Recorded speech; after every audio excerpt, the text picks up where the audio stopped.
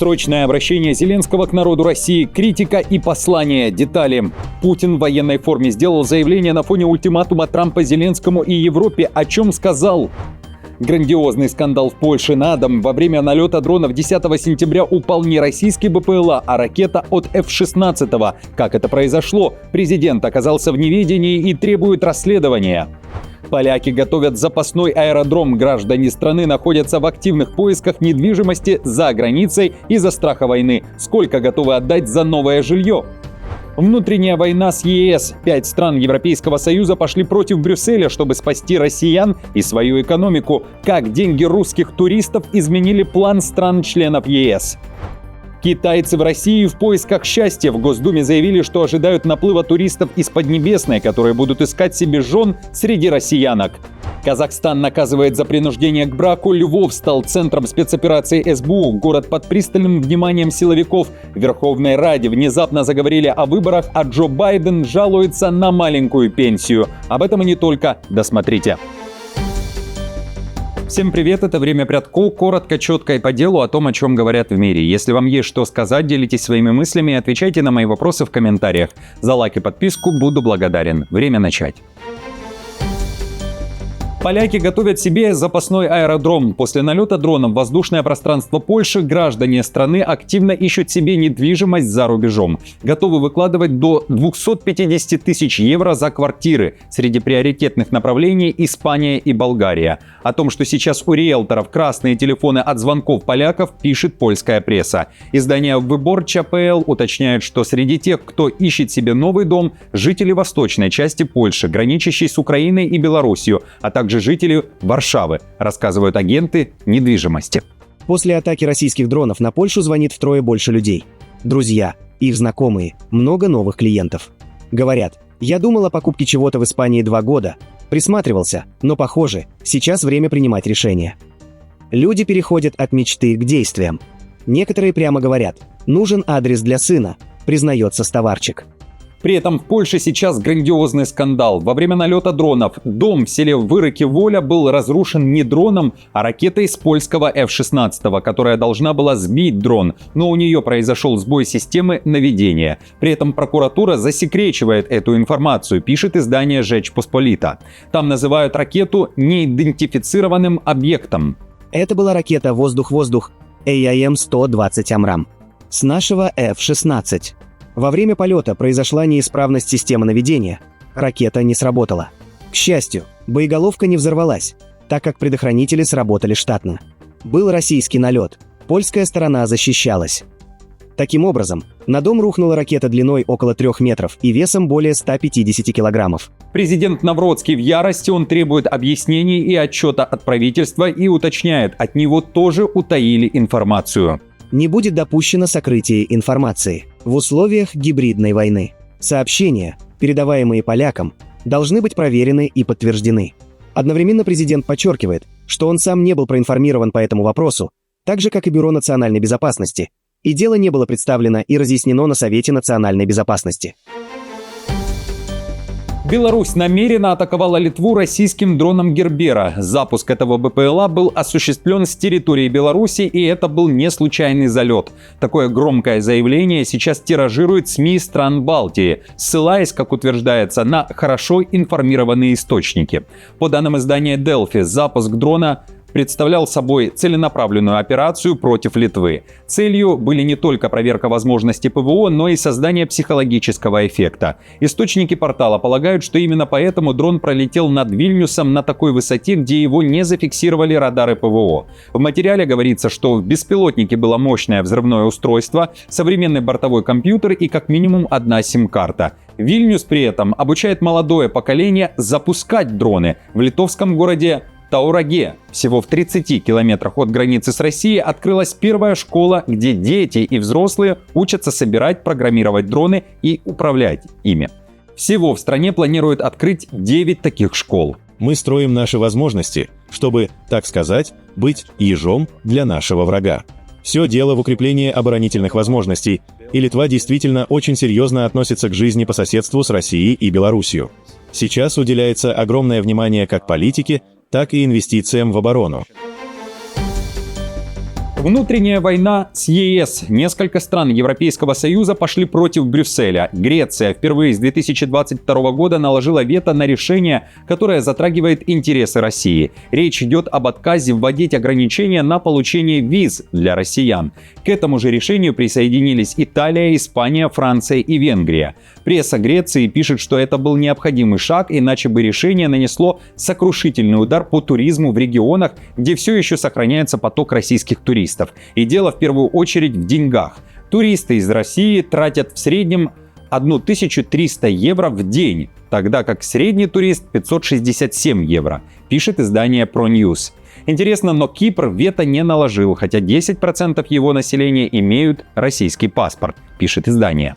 Разумеется, вместе с туризмом пострадало бы и российское сообщество в Греции, так как они не смогли бы получать долгосрочные визы.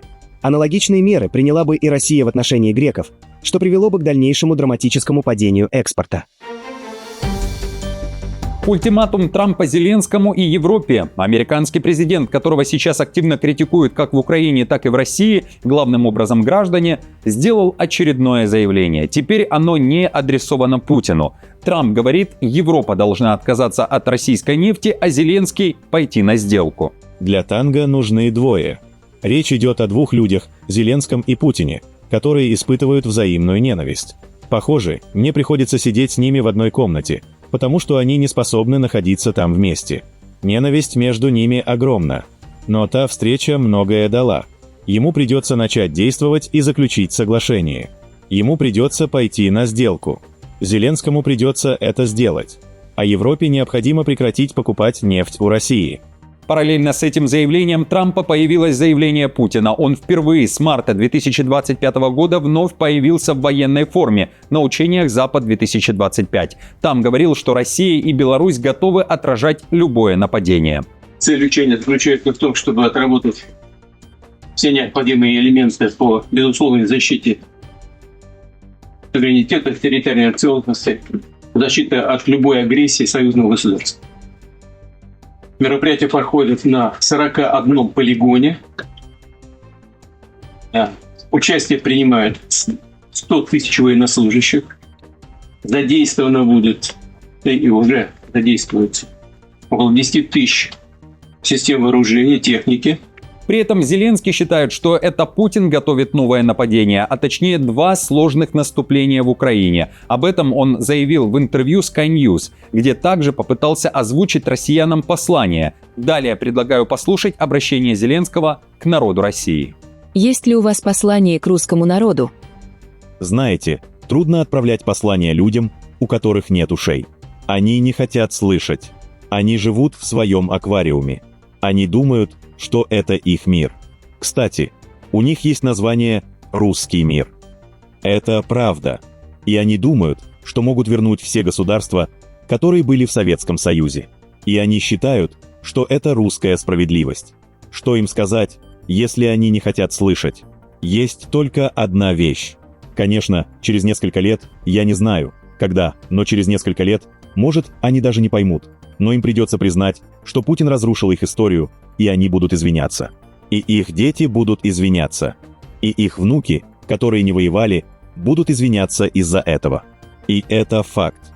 Как всегда, интересны ваши мысли, мнения, возражения или же одобрения. Обо всем напишите, пожалуйста, в комментариях под этим видео. Друзья, прошу также поддержать видео лайком. В последние дни YouTube работает со сбоями, и лайк необходим для продвижения выпуска. А также подписывайтесь на этот канал «Время Прядко». А я продолжаю. В Украине на носу парламентские выборы. Это одна из обсуждаемых тем в медиа. Накануне один из депутатов из правящей партии «Слуга народа» намекнул, что грядут глобальные изменения и, вероятно, нынешний состав Верховной Рады скоро полностью изменится. Обратный отсчет пошел на неделе. Я, конечно, могу ошибаться, но у меня есть ощущение, что эта каденция Верховной Рады подходит к концу, и мы работаем, если не последнюю, то точно предпоследнюю сессию. Уже в следующем году, вероятно, страна получит новый состав парламента.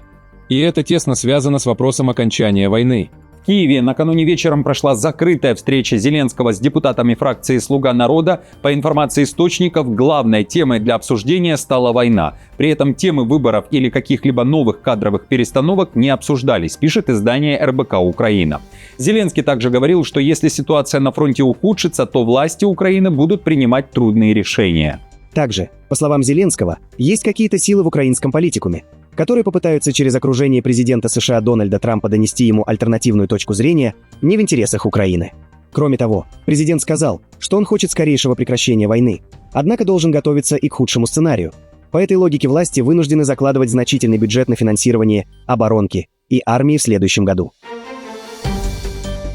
Львов стал центром спецоперации СБУ. Контрразведка зашла на запад Украины в поисках агентов. До 18 сентября город окажется под пристальным контролем силовиков. В ходе проведения мероприятий безопасности возможно ограничение прохода и проезда по улицам, проверка документов граждан и осмотр автомобилей. В случае возникновения подозрений в отношении отдельных лиц может проводиться их дополнительная проверка, говорится в официальном заявлении. СБУ заявляют, что все будет проходить в рамках военного положения, строго по закону. Цель – предотвращение террористических и диверсионных проявлений, а также нейтрализация угроз разведывательно-подрывной деятельности против нашего государства и повышение безопасности граждан в условиях российской вооруженной агрессии против Украины. Мероприятия безопасности будут проводиться с учетом правового режима военного положения. Отмечу, что через запад Украины на линию фронта идет основной поток военной помощи, которую предоставляют Киеву союзники. Что думаете о заявлениях СБУ о предотвращении террористических и диверсионных проявлений? Напишите, пожалуйста, свое мнение также в комментариях. После отмены виз между РФ и Китаем в России ожидается наплыв женихов из Поднебесной. Китайские мужчины ринутся в РФ в поисках российских женщин, потенциальных невест, прогнозирует депутат Госдумы Светлана Журова. По ее словам, в Китае мужчин больше, чем женщин, поэтому создать семью не так уж просто. А в России, как известно, преобладает женское население. Китай вполне может стать новым популярным направлением для туризма у россиян, заменив Египет и Турцию. Это сейчас не самое изученное направление среди туристов, но при этом у страны большая история. Кроме того, в Китае несколько климатических зон, так что можно отдыхать не только в жарком климате на море, но и выбираться на горнолыжные курорты. А вот в Казахстане готовы отправлять за решетку тех, кто принуждает к браку. С 16 сентября вступила в силу уголовная ответственность за подобные действия. Раньше похитители невест могли избежать судебного приговора, если сами отпускали жертву. Теперь такой лазейки в законодательстве нет. Виновному грозит штраф до практически 8 миллионов тенге. Это около 15 тысяч долларов или исправительные работы. Крайняя мера наказания – тюремное заключение на срок до 2 лет. В случаях, когда похищение невесты повлекло тяжкие последствия, наказание составит от 5 до 10 лет лишения свободы. Экс-президенту США Байдену не хватает пенсии на шикарную жизнь. Свой первый летний отдых после ухода из Белого дома он провел в элитном трейлер-парке. Об этом пишет Wall Street Journal. В это же время семейство Обамы отдыхало на острове Мартас-Виньярд в Атлантическом океане, а Клинтоны долго гуляли на свадьбе сына миллиардера-спонсора демократов Джорджа Сороса. 82-летний Байден строит постпрезидентскую жизнь, которая оказалась менее прибыльной, чем он рассчитывал, говорится в материале издания. Размер его пенсии до 416 тысяч долларов в год. Заработать на чем-то другом особо не получается. Вместо частных самолетов Байдена замечают с книгой на коленях в первом классе авиакомпании American Airlines или в тихом вагоне поезда Amtrak. По словам источников, гонорары за его лекции колеблются от 300 тысяч до 500 тысяч долларов. Желающих немного, и как минимум одна организация пыталась сбить цену ниже этого диапазона. В материале также говорится, что в первые недели после ухода с поста Байден признавался, что намерен выплатить около 800 тысяч долларов личных долгов, накопленных в том числе из-за кредитов на дом в Рехобот-Бич стоимостью 2,7 миллиона долларов, который он и Джилл Байден купили в июне 2017 года. Наземная операция Израиля по захвату Газы может занять месяцы. Об этом заявили в Цахал. Еще несколько месяцев уйдет на зачистку города. Цель операции – возвращение заложников и разгром Хамас, говорят в Иерусалиме. Город, в котором живут сотни тысяч человек под ракетными ударами. На его улицах израильские танки. В Цахал заявляют, что уничтожают инфраструктуру Хамас. Белый дом поддерживает наземную операцию в Газе, но надеется, что она закончится как можно скорее. Об этом заявил при встрече Рубио. Перед наступлением Израиль призвал палестинцев покинуть город и переместиться на юг в гуманитарные зоны. Наши силы действуют в городе Газа с целью, конечно, нанести поражение врагу, но в то же время и эвакуировать население. В настоящее время мы прилагаем усилия для открытия дополнительных маршрутов, чтобы обеспечить более быструю эвакуацию жителей Газы и отделить их от террористов, которых мы намерены атаковать. ООН признала действия Израиля в секторе Газа геноцидом. Израильские власти, говорится в докладе, совершили в Газе 4 из 5 актов геноцида, определенных в Конвенции о геноциде 1948 года. Мы должны остановить поток оружия в Израиль, который может нарушать законы войны. Нужно приложить максимальное давление для достижения прекращения огня, освобождения всех заложников и произвольно задержанных, а также обеспечения ввоза достаточного объема гуманитарной помощи в Газу. Израильский МИД назвал доклад ООН фейком, созданным якобы доверенными лицами Хамас. Израиль категорически отвергает этот искаженный и ложный доклад и призывает к немедленному распуску комиссии ООН по расследованию, говорится в заявлении МИД. Постпред Израиля при ООН в Женеве Даниэль Мерон также возмущен формулировками ООН. Он считает, что утверждения в докладе опираются на вводящую в заблуждение статистику, на безосновательные апокалиптические прогнозы на базе слабых данных и на смешение достоверных и непроверенных доказательств. Призываю вас внимательно прочитать этот 72-страничный доклад и попытаться найти в нем слово «Хамас». Хамас там не существует. Это какое-то чужеродное образование, которое напало на Израиль 7 октября. Друзья, на этом все. Спасибо вам за просмотр. До встречи уже завтра. Не забудьте подписаться на канал и поставить лайк этому видео. А я напомню, новости за неделю собраны в плейлист. Переходите и смотрите.